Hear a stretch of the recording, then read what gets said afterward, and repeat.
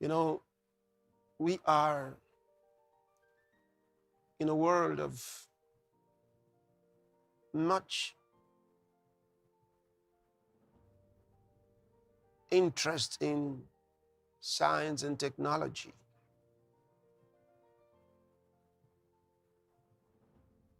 And sometimes there are those who have the idea, because of the benefits of technology,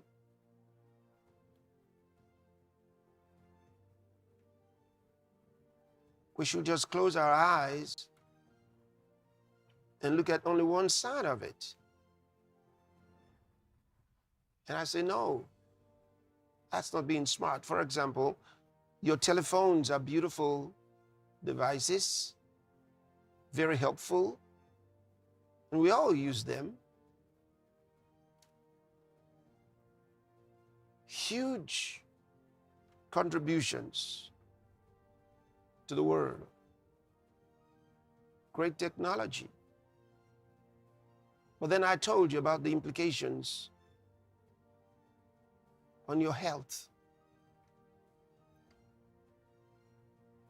I said, don't keep the phones close to you when you sleep. Not good for your health. What the same phone that's so good for you can do to you, health-wise. Destroy your health completely.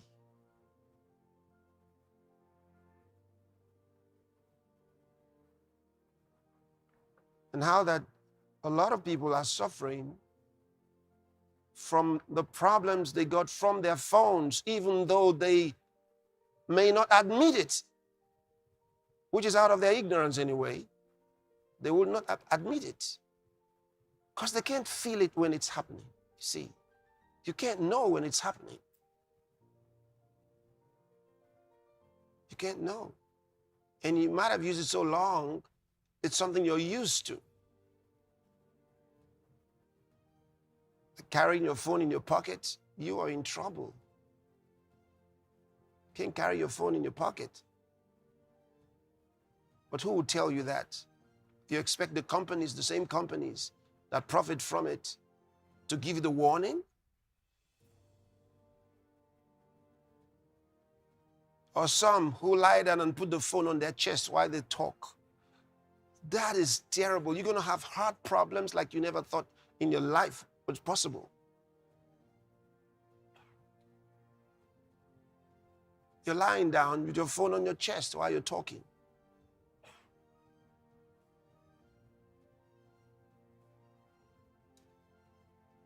And when the phone is on while you're talking is the worst time, because that's when it releases most of its power.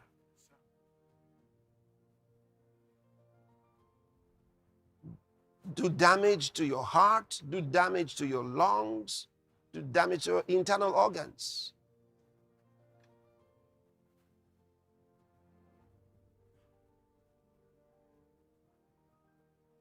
Then you say, I don't know where this came from. You don't know where it came from. They're not going to tell you it's from your phone. But I did enough scientific research and I gave you the information. I gave you the information, scientific information. You can go and check the messages. In 2020, 2021, I did. As at the time I was talking about it, several scientists had warned the government to do something about it, and they wouldn't. They wouldn't.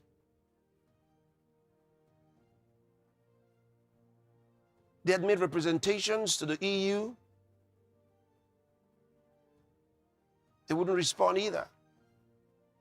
And then I put on the screen, on the large screen, a copy of the document that was sent to the EU, so you could see it. They hid all those things and wouldn't let anyone know that was going on.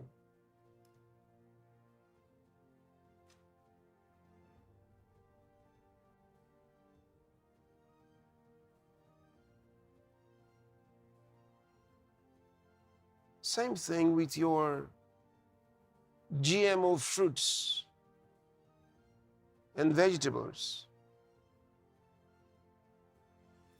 You know, through technology, we can scale up the production, scale up the sizes. I mean, you can get tomatoes as big as your head. You know, that's wonderful. So we're scaling up the numbers, scaling up the sizes. But are there downsides to this? And are we being told what the implications are? No one's telling the farmers or the consumers. Why the regulators who might know the truth accept bribes and keep quiet?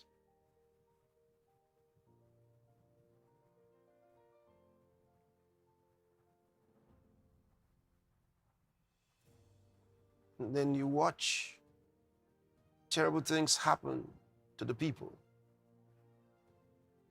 Unnecessary deaths.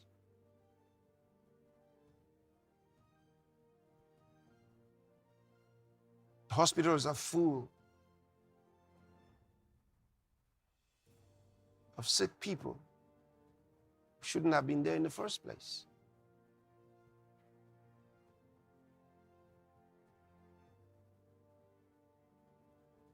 So it's important to know the Word of God. What does the Word say?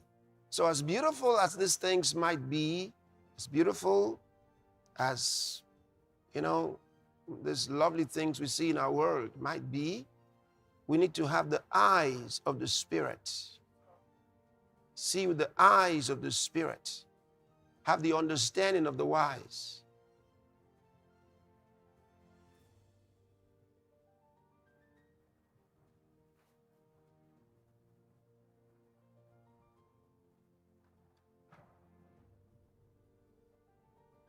In 1 Chronicles chapter 12 and verse 32, I want to show you something. It says, and of the children of Issachar, which were men that had understanding of the times, to know what Israel ought to do. The heads of them were 200, and all their brethren were at their commandment. Among all the 12 tribes of Israel, only in the tribe of Issachar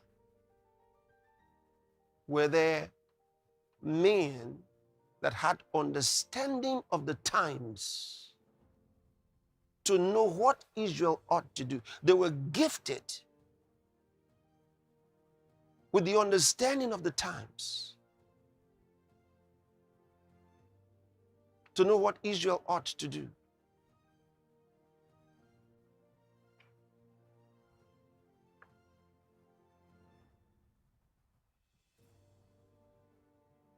He did it for Israel back then.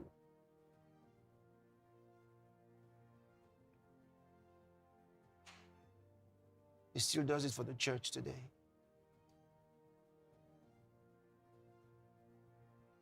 But not all blind. No, no, no. There are those among us who have the understanding of the times to know what God's people ought to do.